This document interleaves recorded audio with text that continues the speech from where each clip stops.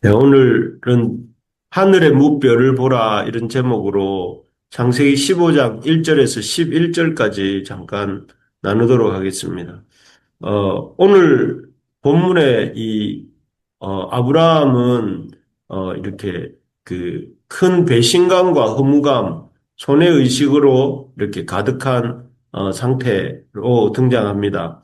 어, 그는 이 본토 친척 아비 집을 떠나라는 하나님의 말씀을 들었을 때 그 말씀에 순종해서 믿음으로 본토 친척 아비 집을 떠나서 75세의 나이에 용감하게 하란을 떠났습니다.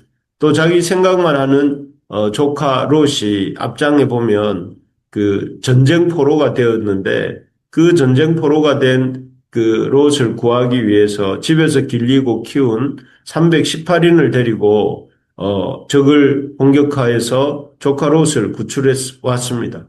그리고 또 하나님께서 경제적인 이 이득을 아브라함에게 경제적인 이득을 취하게 하시기 위해서 전쟁을 벌리시고 승리케 하셨다는 소리를 듣지 않기 위해서 아브라함은 이 전쟁에서 얻은 엄청난 전리품들을 하나도 취하지 않고 돌려주었습니다. 참 단돈 10만 원 포기하는 일도 어려운 우리의 눈으로 볼 때 그 척박한 지역에 살면서 이런 것을 포기한다는 것은 정말 대단한 일이 대단한 일이었습니다. 하지만 이렇게 믿음이 가득한 행동을 한 후에 하란을 떠나오고 또 조카 롯을 구출하기 위해서 전쟁하고 또 엄청난 그 하나님의 영광을 위해서 자기의 이익을 포기하고 이런 엄청난 행동을 한 후에 아브라함에게 찾아온 감정은 참 이 아주 뿌듯한 그런 마음이라기보다는 오히려 깊은 손해의식과 보복에 대한 두려움이었던 것 같습니다. 그래서 아브라함에게 찾아오신 하나님께서 이렇게 이 주신 말씀이 맨 먼저 주신 말씀이 1절에 보는 것처럼 두려워하지 말라 이렇게 되어 있습니다. 그러면서 나는 내 방패요 지극히 큰 상급이다 이런 말씀을 주시는 것 같습니다. 참 우리도 이런 순간이 있는 것 같습니다. 지금까지 주님 믿고 열심히 충성봉사하며 살아왔는데 참 그런데 문득 삶을 돌아보니 남은 것은 아무것도 없는 것 같고 오히려 삶은 더 초라해지고 내 위치는 왜 그런지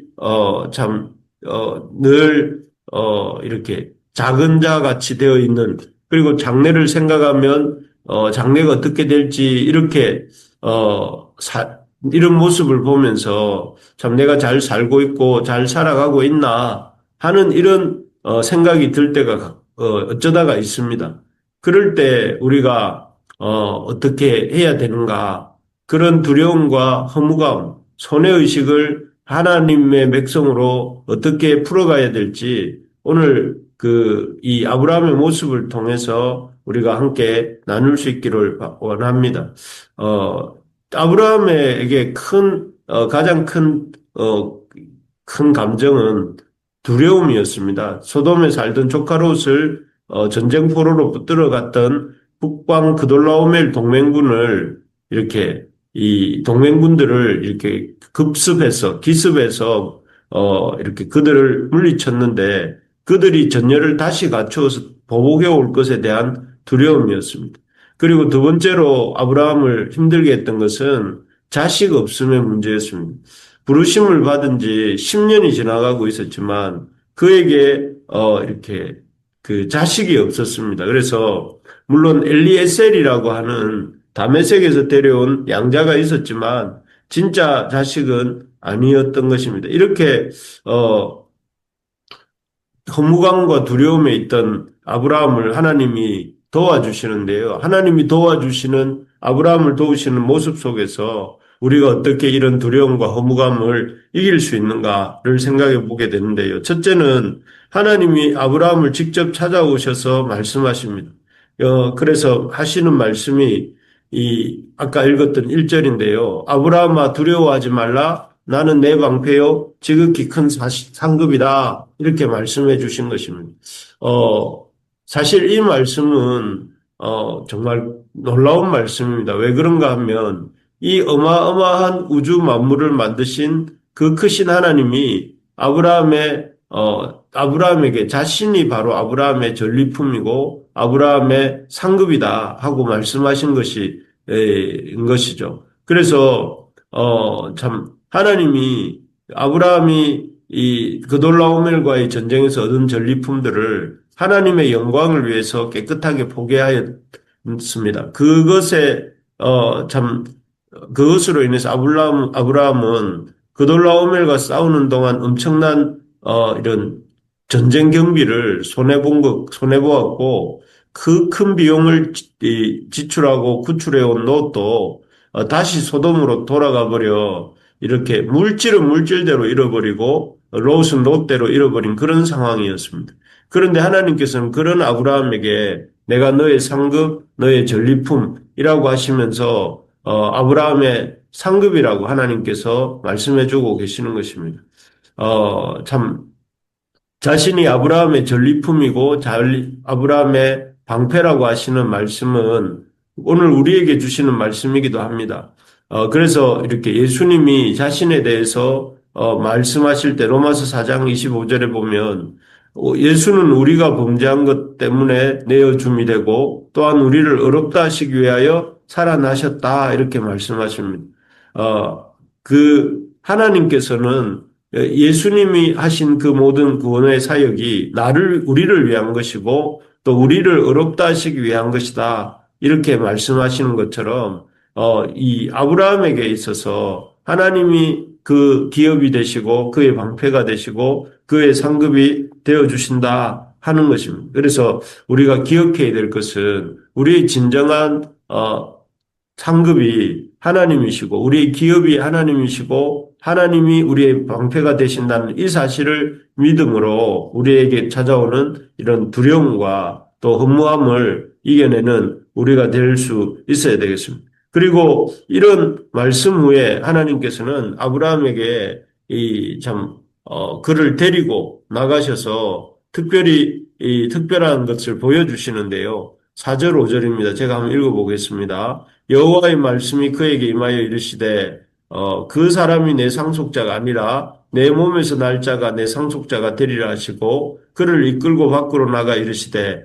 하늘을 우러러 무뼈를 볼 수 있나 보라. 또 그에게 이르시되 내 자손이 이와 같으리라.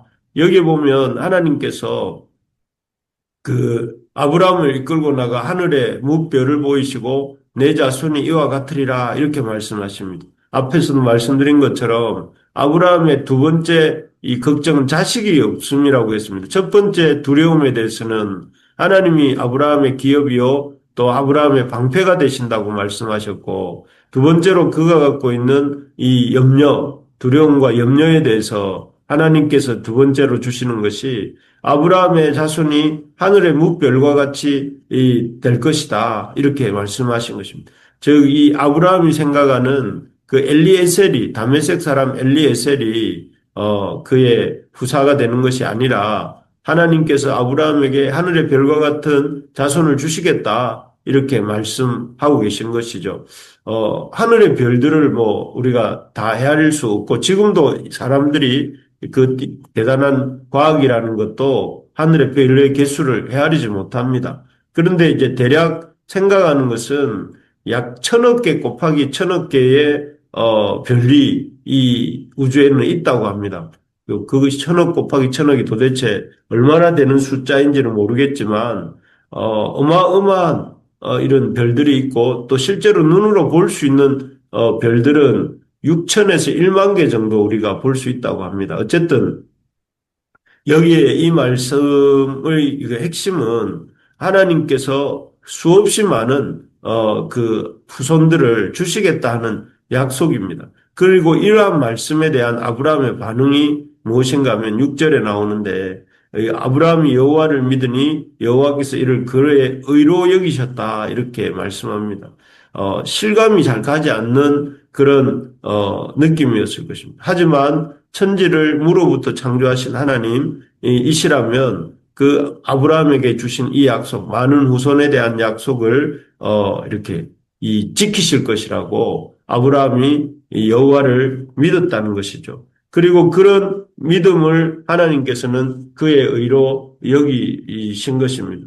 그렇습니다. 하나님께서는 이런 아브라함의 생각하는 다메섹 사람 엘리에셀 정도가 아니라 실제로 이 아브라함을 통해서 많은 믿음의 후손들이 이삭과 야곱과 요셉과 그 이어지는 이스라엘을 통해서 하나님은 그리스도를 이 땅에 보내셔서 많은 믿음의 조상들을, 믿음의 사람들을 세우신 것을 우리가 압니다. 그렇게 하심으로 하나님은 당신의 약속을 지키신 것이죠. 참으로 하나님은 우리에게, 이 놀라운 것을 주시는 분이시다. 그렇기 때문에 지금 당장 우리에게 있는 상황과 형편 때문에 우리가 너무 낙심하거나 좌절해서는 안 된다 하는 것입니다. 바라는 것은 우리 교회도 지금은 약하고 부족해 보이지만 그러나 하나님의 역사가 있기 때문에 또 아브라함을 통해서 일하셨던 아브라함에게 무별과 같은 자손을 주셨던 그 하나님께서 우리 교회를 사용하시고 또 이끌어 가실 때에 무별과 같은 하나님의 백성들을 우리 가운데 허락해 주시리라 믿습니다. 그리고 마지막으로 하나님께서는 아브라함에게 나타나셔서 하신 일이 이렇게 아브라함과 언약을 체결하시는 일이었습니다. 9절부터 나오는 말씀인데요.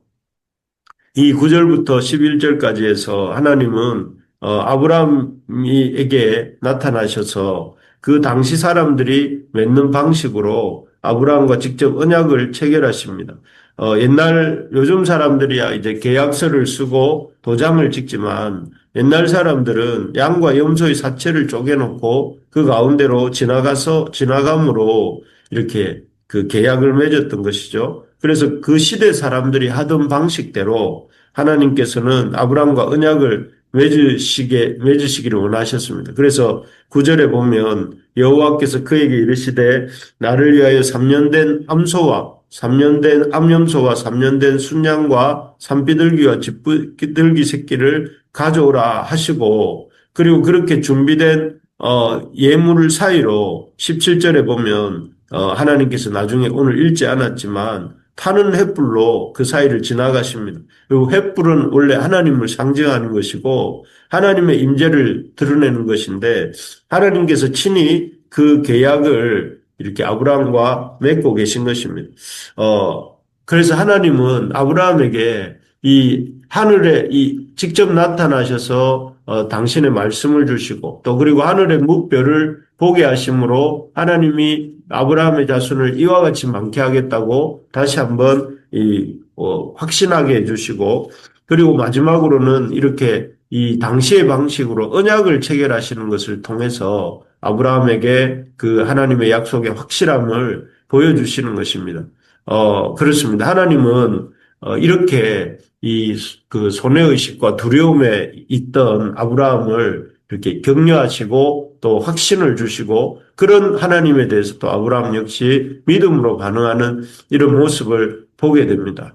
우리가 어떻게 우리의 신앙생활에 찾아오는 그런 손해의식과 허무감을 극복할 수 있습니까? 그것은 무엇보다 하나님이 우리의 방패시요 우리의 상급이라는 것을 믿어야 됩니다. 그래서 세상이 주는 생각, 사단이 주는 생각이 남는 것이 아무것도 없다. 하나님 일을 하면 남는 것이 아무것도 없다 하는 그런 속삭임에 그런 거짓말에 속지 말아야 됩니다. 그래서 하나님이 나의 방패요, 나의 기업이라는 이 놀라운 사실을 늘 기억하면서 늘 붙들 수 있기를 바랍니다. 둘째로는 앞에서 본 것처럼 하나님이 우리의 자손을 하늘의 별과 같게 하겠다 하시는 그 약속이 실제적으로 아브라함에게 이루어진 것처럼 오늘날 우리 교회와 우리의 삶을 통해서도 이루어질 것을 믿고 믿음을 가지고 소망을 가지는 우리가 되어야 되겠습니다. 그리고 그 약속을 우리 당대에는 어떠할지 몰라도 하나님께서 놀랍게 이루실 것을 믿고 우리가 믿음으로 나아가기를 소망합니다.